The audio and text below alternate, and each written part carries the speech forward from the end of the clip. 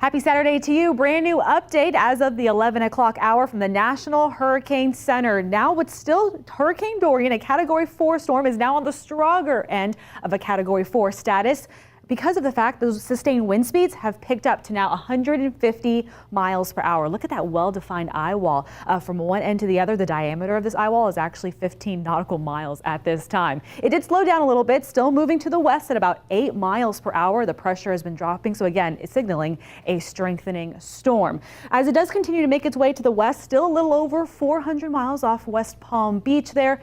This is what has been interesting, the fact that we could be seeing a little bit of a shift in the track, which I'll show you in just a moment. The first areas that are going to be impacted, though, by this Category 4 storm, life-threatening, a very serious situation with the storm, is going to be the northern Bahamas. Several hurricane watches and warnings underway at this hour as they look for an impact late tomorrow going into Monday. Okay, here's where I wanted to show you some brand new information. This has kind of been the trend over the past 24 hours with some of our computer models. Now, many of them are starting to be in agreement with the overall general track shifting more to the east. What is the National Hurricane Center thinking with this? Well, again, still keeping it that Category 4 status over the next several days, likely not until late Tuesday going into Wednesday morning. It could try to downgrade to a Category 3 status, but big picture, we are seeing a little bit of a shift in that track. It's no longer encompassing as much of the Sunshine State and that cone of uncertainty as what we were seeing over the last several days. Still, we're not letting our guard down,